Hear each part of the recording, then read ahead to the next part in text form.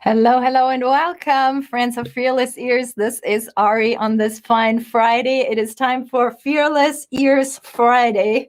And today I'm going to talk a little bit about sus chords. So I am here to create some suspense, right? That's what the sus chords are about. If you're tuning in for the first time, this is my Friday ear training session that I'm doing at the moment every Friday at 12:15 Pacific. And we talk about the emotional impact sounds have. We talk about how we as bass players can use our ears to transcribe tunes, to learn tunes, to not rely on tab. And I have an ear training course out that is a very, very deep course, is currently still available for only $99. And you can find information on it here somewhere. I think I just overwrote that ear training course. Here we go.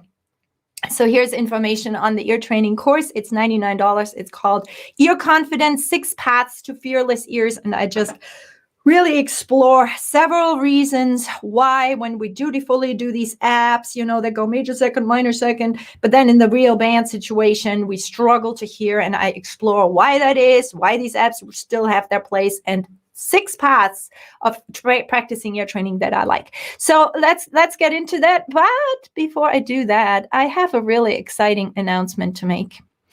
And that is that tonight we went live with an Indiegogo campaign because my new book is ready, which I am happy to show you here.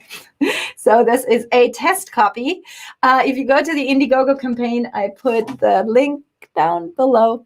You can support it. You can see a lot of perks. We have a spiral bound version, especially for the campaign. So there's a lot of fun stuff happening. We have a little mascot. It's a metronome with an attitude and a lot of wisdom. And he's the real star of the book. He's a little bit of a sidekick that you get on the way of this epic journey. This book is a exploration of the bass fretboard, but more importantly, it's an exploration about how the patterns of music relate, how you can use improvisation, mental practice to get more direct access to the music that you hear inside your mind. So there's a direct connection to ear training as well. And if you have my ear training course or my theory course or my theory book, you know how I like to make it all into a nice big package. But this is the next step. If you've read Music Theory for the Bass Player, then the pattern system for the bass player is the next step that I recommend. And the info is down here. All right, let's get to the sus chords. Too much suspense. Here's how I always like to do like sound classes, right? Because if you're somebody who's really lost with ear training and doesn't even know where to start, what I call sound classes is the first path in my ear training course is very accessible to I don't think I've ever met somebody who was like, oh, now I can. And you need a place to start, to give you confidence. If you're already experienced and you know your intervals and you can hear, bass lines and all that sort of thing, then you might explore sound classes as a way of expressing emotions. The score that you hear under a movie is essentially telling the story through sound classes. If you tune yourself in, you see somebody walking around the corner. Well, if it's sweet sounds, it's going to be a love scene. If it's suspense sounds, if it's tense sounds, something like this. Come on. Oh, we unplugged you. That's not good. Then if you have tense sounds going on, then you will not be able to, you will know that something bad's about to happen, right? And all of that is very unconscious. But if you start tuning in, it is it's quite striking. So, tense, for example, versus sweet, or. So it's a very interesting way of tuning your ears to just not worry too much about the micro, what is exactly, but this is the sort of flavor, and that gives you confidence and helps you get your ears tuned. Ear training is kind of like muscle training, you just practice that muscle. And if you're really lost in the beginning, sound classes are wonderful, but sound classes are also wonderful to explore the emotional component of music. So today what I wanted to talk about a little bit are sus chords. Oh yeah, my piano is not working right. So if you have, sus means suspended, right? Oh, check out the comments here, folks. Happy Friday. Hey, we know that Facebook is working and we know that YouTube is working. Thanks, guys.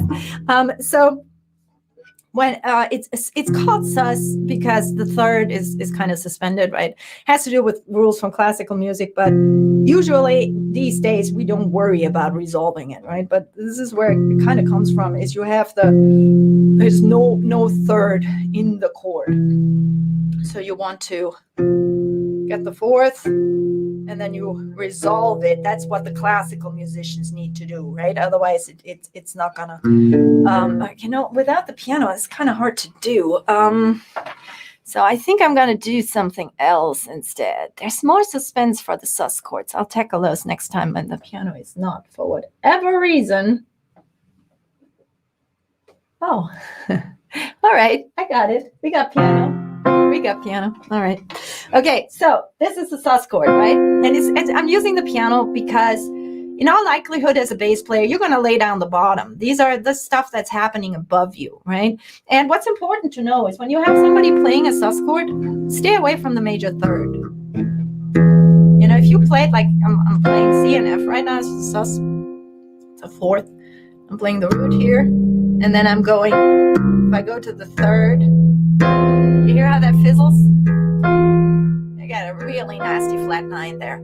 So that kind of clashes. That's a sound that you want to be very careful with. You can always resolve stuff, you know, and you can get away with a lot if you put it in the right context, but you don't want to sit on that note. I believe that's fairly good to hear, right? Because this just sticks out mightily. So, but it's the sus chord is typically in classical music. What it does, it wants to resolve to the 3. Right? So you get that resolution from the 4 to the 3. That's what the sus chord does. And on the piano, you know, it's kind of fun. It's fun things that you can do. And what sus means, the chord has no third. Instead of the third, it typically has a fourth or it has a second. So the fourth rubs a little more. You know, here I'm bringing in the 5th as well. Or you can do 1, 2, 4, right? So that's one way. That's another way of a sus chord. They kind of sound open. These days, we do not worry about resolving them. We love moving sus chords around. That's all good. You can also add a 7th on top. Sus 7. Sometimes you'll see things like minor sus 7. I've seen that in charts. That's bogus because it's either minor or sus. Right. So if you encounter that, you kind of might want to ask, if you're the bass player, stay out of the way. Whenever you have a minor chord, by the way, you can always add in the 4, which would then be called the 11. Right. So you can always add in the 4. That just adds a little bit of meat, right? So it's important to know when the chord is major, stay away from the 4th in the bass. When the chord is minor, the 4th sounds beautiful. Okay, so but back to sus. What often happens is that the piano, for example, plays a B flat major chord, and then the bass plays a C. And what this is, it gets me the flat 7. Now, seen from the C, it gets me the flat 7, it gets me the 2, and it gets me the 4. So it's a really lovely, mild polytonality because I'm having C on the root, right? But I'm also having a B flat triad, which is a very, very strong sound. Okay, I'm going to quiz you, as I like to do. Is this a sus sound, yes or no? Is this a sus sound, yes or no? One last time, I always like to play them thrice. Is this a sus chord, yes or no? The answer would be no. This was a beautiful F sharp minor triad. Let's see. If you didn't hear that, I'll give you the back-to-back. If you have trouble with ear training, always, if you get it wrong, it's a wonderful opportunity to try to understand what it would be like if it's done right. So this was minor. This is sus. Hear that? That's a sus 4. Yeah, a lot of you guys got it right. That's a sus4. I can also make it a sus2. You hear that? It's kind of open sounding. I talk about the open sound class. I'm going to talk about the open sound class. The major second, for example, would be in it. The fourth is not. The fourth is actually, in my system, an open sound class. But, so yeah, they sound open, and the second is a little bit tense. So we have open and slight tension, right? Not too bad.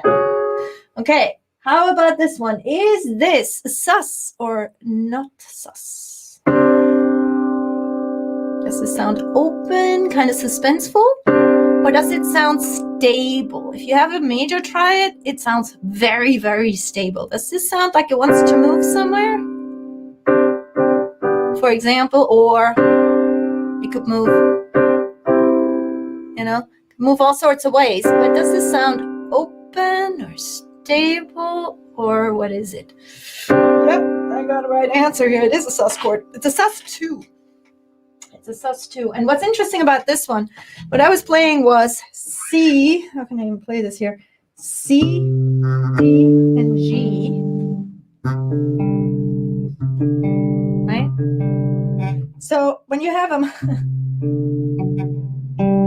like this, what I could also do is I could play the C and the G here and the D here. Same 3 notes. Sounds beautiful on the bass. Is that my intonation? Right? It sounds beautiful on the bass. It's the same thing. C, D, C, G, D. Or I can play C, D, and G right here. Right? So I love these open sounds. It's like stacking fifths, right? So that stuff is really beautiful. So if you're a composer, experiment with just moving this stuff around. You can just move it around. That's called constant structures. Can't see a fingerboard very well. Okay. Trying. I know there's a bit of a glare, huh? So, but what I was doing, Steve, is I was playing C, G, and D right here. Is that better? C, G, and D. And then we have C, D, and G. I just was misplacing the octaves, right? And it's kind of hard to finger because you gotta bend your fingers a little bit for this one. But if you play it like this, I love these sounds. And as I said, you can move them around. You don't even have to worry about them making sense in terms of a scale, right? You can just, like here. I have B's and B flats in there. It doesn't matter. So I want you. It sounds really nice on the bass. So you can just move this around. It's called constant structure. If you just take a sound and move it up and down, no rules, nothing, just this, right? So, but you can hopefully hear this open sound. It's like not.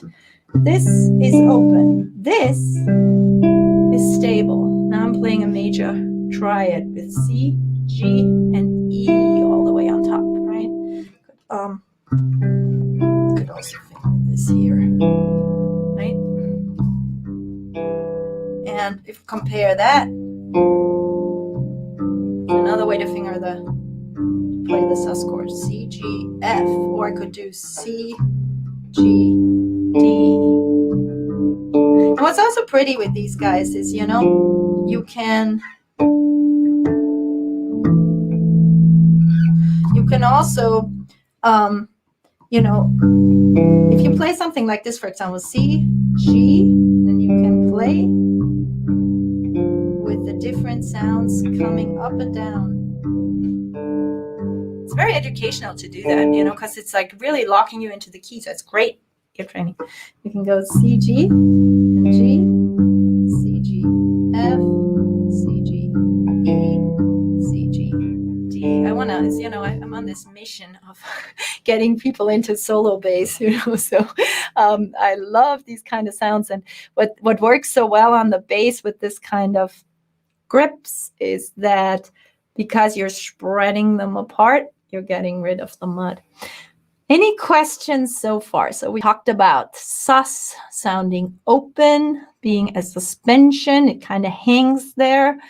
We also talked about when you have a major triad as the bass player, you want to stay away from the fourth. When you have a minor triad, feel free to play the fourth. It's the 11. Sounds beautiful. So what you could do is,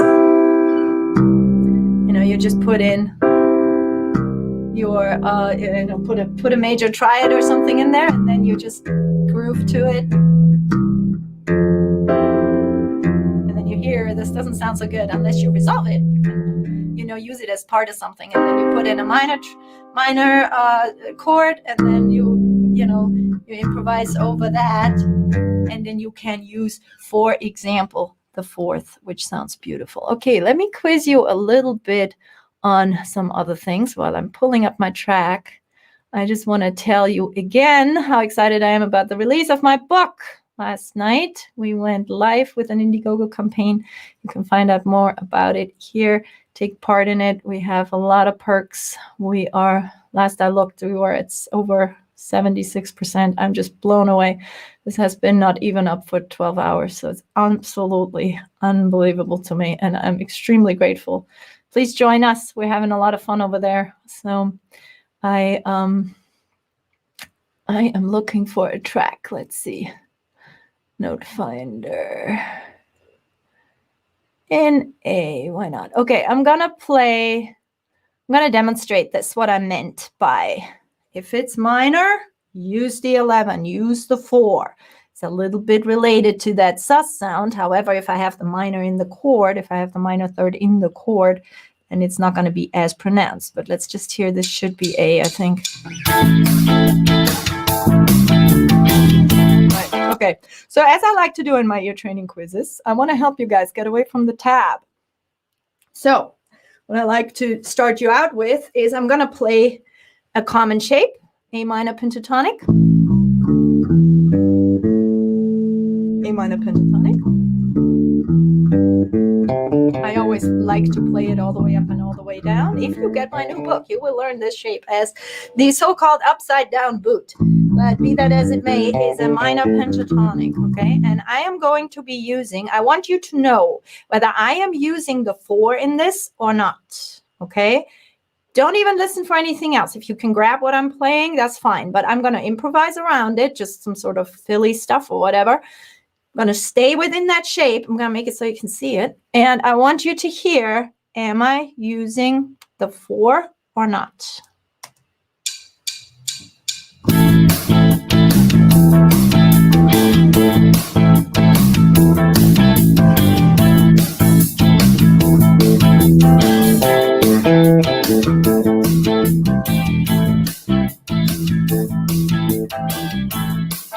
Was I using the 4 or not? Was I using the 4 or not? Going once, going twice, going 3 times. I was not using the 4th. I was not using the 4th. I tricked you guys. I was only using triad notes. Okay. Now this prescribes is a 4th, right? Because I'm going A, C, E, A, C. So maybe some of you heard that 4th, like remembering the app. Oh, this sound, it's a 4th, right? But you always have to think context. So listen to it again. I'm just going to improvise again like I did.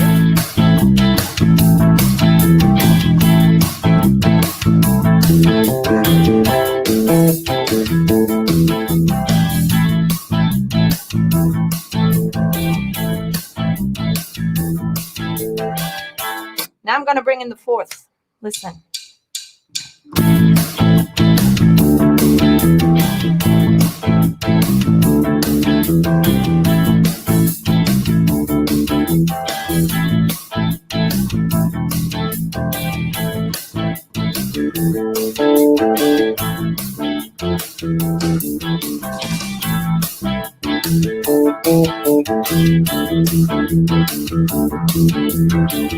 You hear that 4 to the 5 there, right? It's so trippy when you look at yourself in the mirror and playing like reversed. It's super trippy. Anyways, so you could hear the 4th, right? 4th sounds very mild inside of the minor context. Let's compare that in the same key I got one in A major. And this one, you will most likely hear the fourth stick out much, much more. Listen to this one.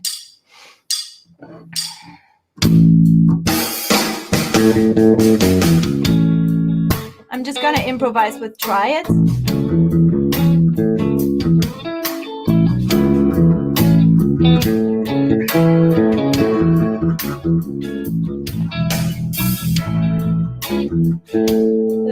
Pentatonic stuff, but all inside, right? Now listen, now I'm gonna bring in the fourth. Good luck. See, there are ways of making it musical, there are ways of making it work, but what I want you to listen for, I'm gonna like sit on it to make a point, okay? So here comes my point at the 4. And that track, as luck may have it, may go back and forth between the D a little bit. Yeah, it does actually. So it's not gonna sound as harsh, but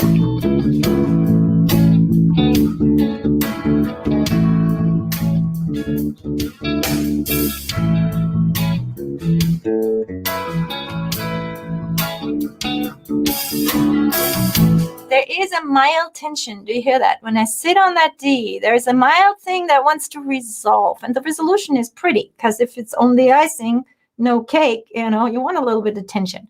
So it does work for me, especially with this track, because it brings in all sorts of notes.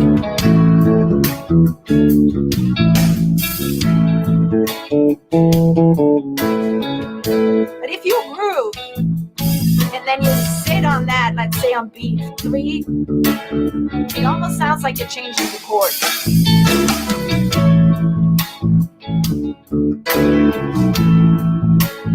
Tense, resolve.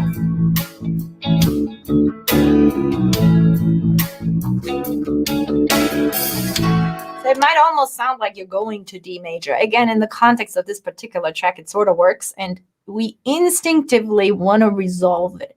So, you know, there is just a slight bit of tension, which we want, right? So a slight bit of tension. Again, compare that with the minor track, where the 4th will sound much more integrated. So it's much more integrated.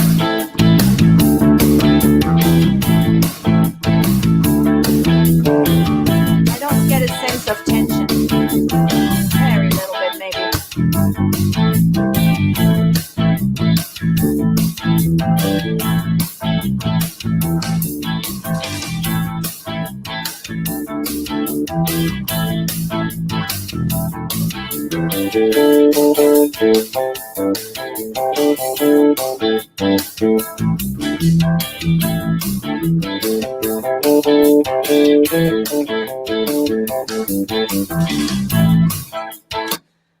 So there you have it.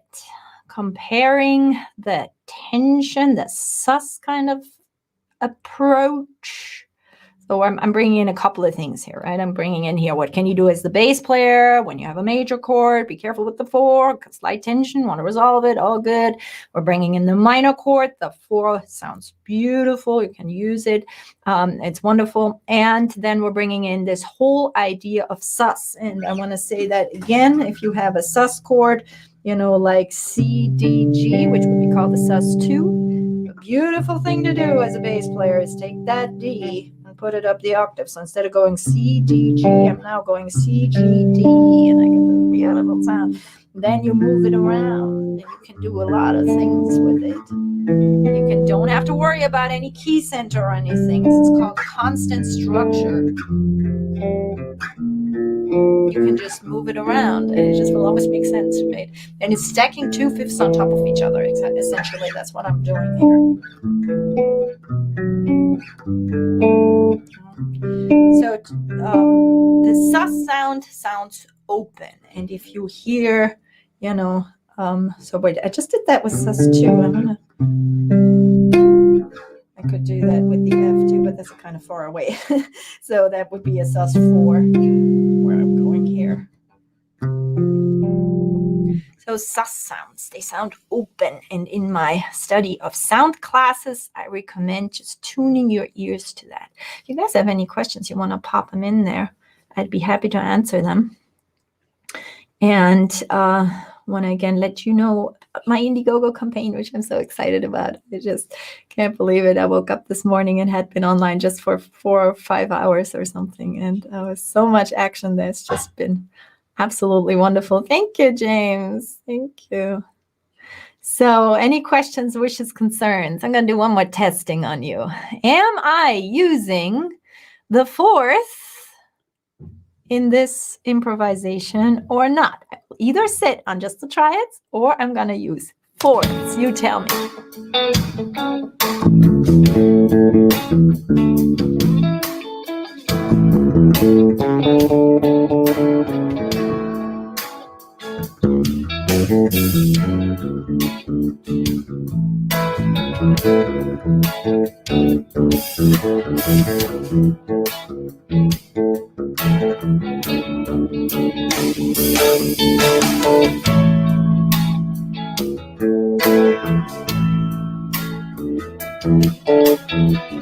Am I sitting on the fourth or not? Yes. Mary nails it. I was sitting on the fourth. I was sitting on the third as well, but I was using the fourth. This is without the third. I'm just going to use similar stuff, but I'm not going to use the fourth at all. Listen to how much more stable this sounds.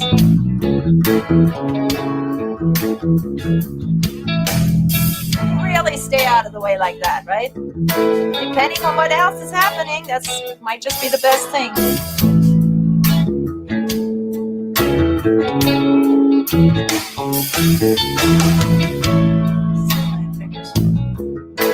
That's just essentially triads. That's all I'm doing.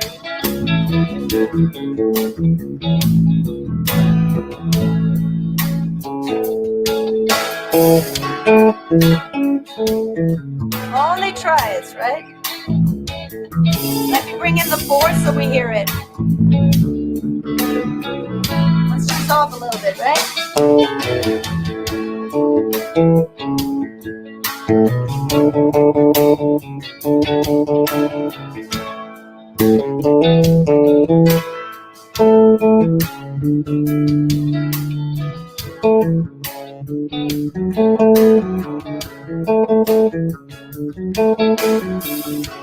What I just did is I went even further with sitting on the fourth. I was playing the entire chord on the four. I was playing A, right? So I was playing D, F sharp, and A. And if I do that, now I'm really creating a mild-polar tonality, right?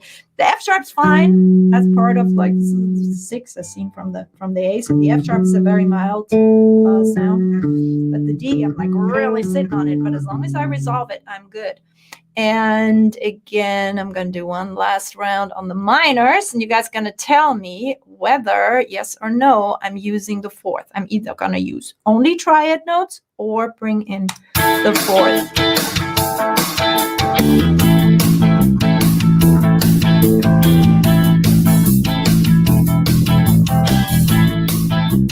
Triads, or am I using the fourth?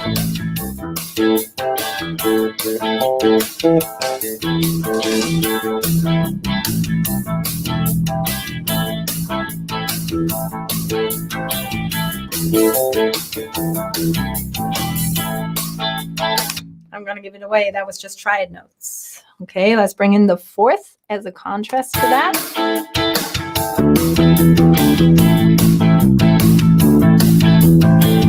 No seven.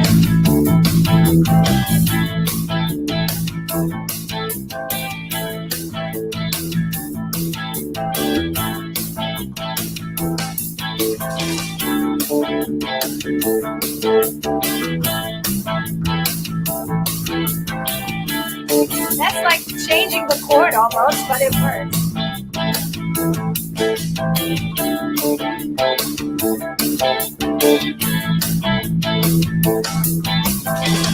Works very well with the rest of the chord, right?